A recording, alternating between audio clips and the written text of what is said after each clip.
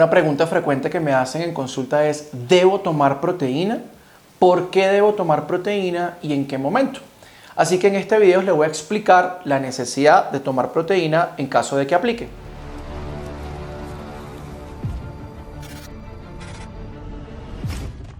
Las proteínas son un sustituto nutricional proteico, es decir, yo estoy sustituyendo una proteína de la dieta. ¿Con qué intención? Una, porque a lo mejor mi consumo de proteínas o mi requerimiento de proteínas es muy elevado y no lo puedo suplir nada más con comida. Dos, porque quiero mejorar el metabolismo a través de la digestibilidad y la absorción de la proteína, es decir, necesito que mi cuerpo lo digiera y lo absorba más rápido. Por ende, necesito una proteína que esté diseñada para eso. Tres, porque por requerimientos nutricionales no me da el tiempo de comer y puedo sustituir con una comida.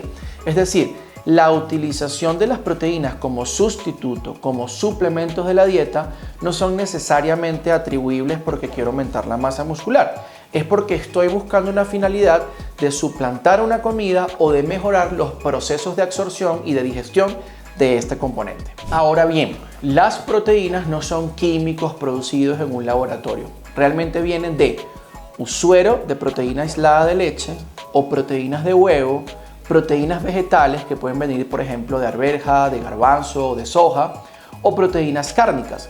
El subproducto realmente va a ser el mismo, es decir, una proteína que va a mejorar la digestión, que la va a hacer más rápida, que va a ser más absorbible y dependiendo de cada individuo, según sus necesidades, por ejemplo, si tenemos un vegetariano o un vegano o tenemos un intolerante a la lactosa, vamos entonces a aplicar cualquiera de estas proteínas en el contexto. Es decir, supongamos que una persona es muy sensible a los derivados lácticos, entonces probablemente le vaya bien con una proteína derivada de huevo o proteína derivada de carne o una proteína vegetal.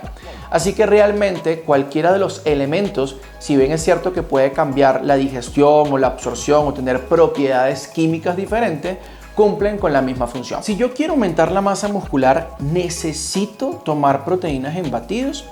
Y la respuesta tenemos que ubicarla en cómo es el metabolismo de las proteínas a nivel corporal. Hay que tener en cuenta que aumentar o producir fibras musculares o células musculares es una inversión muy grande para nuestro cuerpo. Es decir, es un lujo desde el punto de vista metabólico construir masa muscular. Por lo cual tengo que tener un consumo calórico y un consumo de proteínas elevado para que esto se pueda producir. Ahora, ¿por qué específicamente la proteína? Por dos razones. Realmente el 50% de las proteínas que consumimos en una comida no se van para la masa muscular, se van para la circulación con la intención de producir cosas tan sencillas como material genético, hemoglobina, hormonas, defensas, es decir, todo nuestro cuerpo está conformado por proteínas y si yo quiero aumentar la masa muscular tengo que proveer al cuerpo de muchas proteínas para que quede un remanente para la síntesis de proteínas musculares. Las proteínas son un macronutriente estructural. Si yo tengo la rotura de un tejido, necesito proteínas, es decir, si yo me corto, necesito proteínas para poder reparar esa lesión. Así que si estoy haciendo un entrenamiento de hipertrofia, estoy haciendo un entrenamiento dirigido a aumentar la masa muscular, yo debo romper la fibra, generar tensión en el músculo. ¿Y qué pasa? Necesito reparar esa lesión con la intención de que crezca mi músculo. Así que las proteínas van a ser el sustrato para hacer la cicatrización, la reparación y por ende aumentar las células musculares, que es lo que estamos buscando. En alguna oportunidad le dije que muchos de los suplementos tienen un tema de mercadeo y de etiquetaje que puede ser un poco confuso para nosotros. Por ejemplo, en los pacientes críticamente enfermos, pacientes que están en cama, pacientes que están en terapia intensiva, muchas veces le damos suplementos nutricionales que contienen proteínas que también son aislados de suero de leche. Por ende, realmente las proteínas no son necesariamente solo para aumentar la masa muscular. También puede ser para proveer de nutrientes en una persona que tenga un proceso de recuperación celular y que necesite aumentar el consumo de proteínas. Así que muchas proteínas van a decir que son para pacientes enfermos, como también están las proteínas deportivas. O algunas proteínas se venden para bajar peso, otras para tener una disminución del porcentaje graso. Y aquí viene lo interesante. Las proteínas no se clasifican por metas de composición corporal. Vamos a encontrar, por ejemplo, llegamos a una tienda y queremos comprar una proteína. Y entonces la persona que vende te pregunta, ¿cuál es tu objetivo? No, yo quiero bajar porcentaje graso y quiero estar definido. Ah, entonces te conviene una Isolate. No, yo quiero aumentar masa muscular. Ah, entonces te conviene una Whey Protein. Y esa no es la realidad. La diferencia entre las proteínas tiene que ver con la digestibilidad y el metabolismo de cada una de ellas.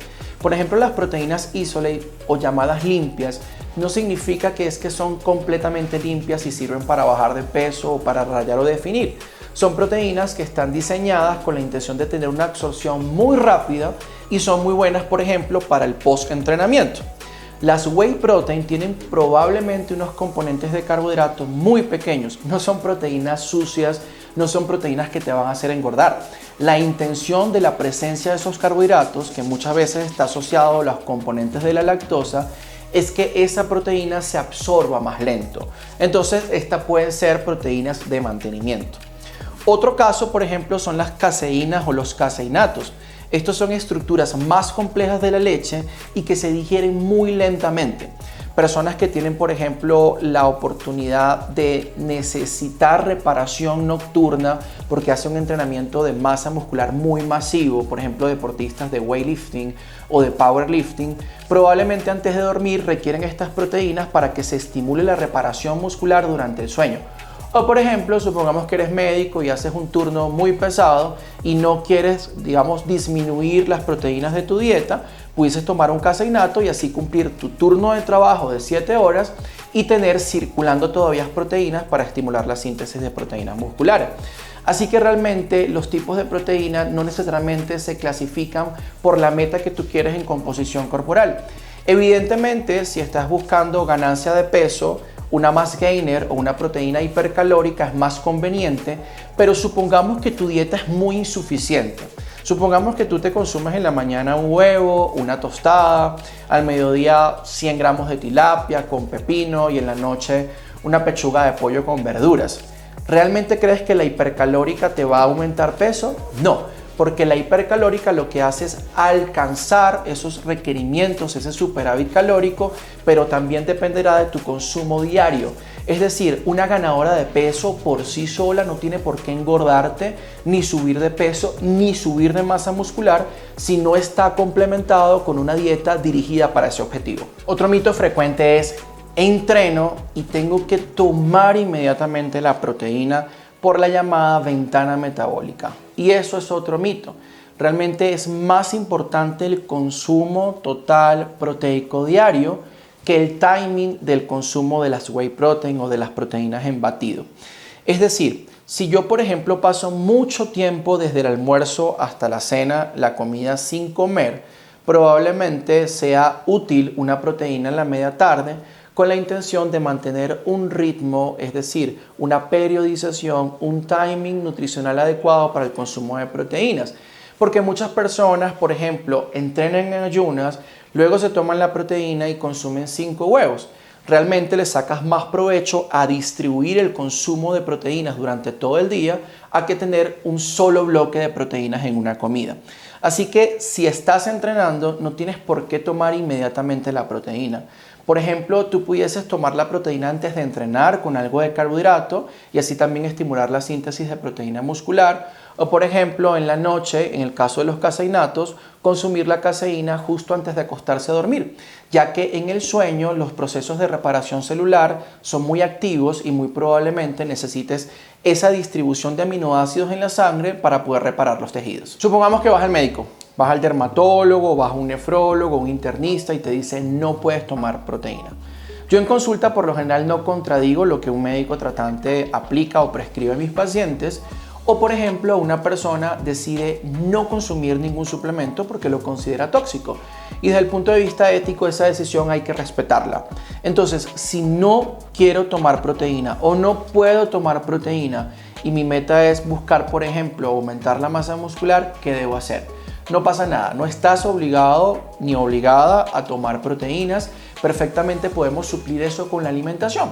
Entonces muchos pacientes yo les digo, listo, no necesitas tomar proteína, pero tienes que tener en cuenta que para cumplir los requerimientos probablemente debo tener varias comidas al día para alcanzar cumplir esos requerimientos proteicos y requerimientos calóricos, así que por ejemplo a las 3 de la tarde pudiésemos consumir un sándwich de pollo o pollo con arroz o cualquier otro elemento para la intención de no necesitar una whey protein en ese tiempo. Otro motivo de consulta frecuente es, tomé proteína y me engordó. Eso es muy frecuente porque asumimos que la proteína nos puede aumentar muchísimo la masa muscular y eso es muy relativo. Supongamos que tú tienes una dieta muy buena en proteína y asociaste ahora una proteína en tu dieta. Pueden pasar dos cosas, aumentaste el consumo calórico o dos, aumentaste muy significativamente el consumo de proteínas de la dieta y por eso se sobreestimuló la producción de masa muscular. Por sí sola, un batido de proteína no tiene por qué generar ganancia grasa. Los batidos de proteína y las proteínas en suplementos no generan aumento del tejido graso ni del tejido adiposo. Realmente están constituidas con la intención de estimular la masa muscular, así que una proteína por sí sola no engorda. Pero sucede es que vemos un solo elemento y no vemos el contexto general. Y muchas personas comen chucherías, comen mecato, tienen un consumo no adecuado de calorías o de grasas, se toman la proteína, ya tienen 110, 120 más calorías en su dieta y asumen que fue el suplemento el que le aumentó de peso. Pero existe evidencia muy clara que los suplementos de proteína no generan ganancia del tejido graso. Ahora, en el caso de las proteínas hipercalóricas o ganadoras de peso que contienen grasa y que contienen carbohidratos, si tienes una dieta muy alta en calorías, en el desayuno, en el almuerzo y en la comida, probablemente esto sí vaya a generar un excedente calórico y pueda producir un aumento del tejido muscular y también del tejido graso. Así que las proteínas no generan riesgo para tu salud, no generan ninguna alteración del funcionamiento del riñón o del hígado, no son indispensables, no son imprescindibles, pero son una herramienta muy importante en el caso que necesite aumentar el consumo de proteínas y no lo puedo hacer con la comida.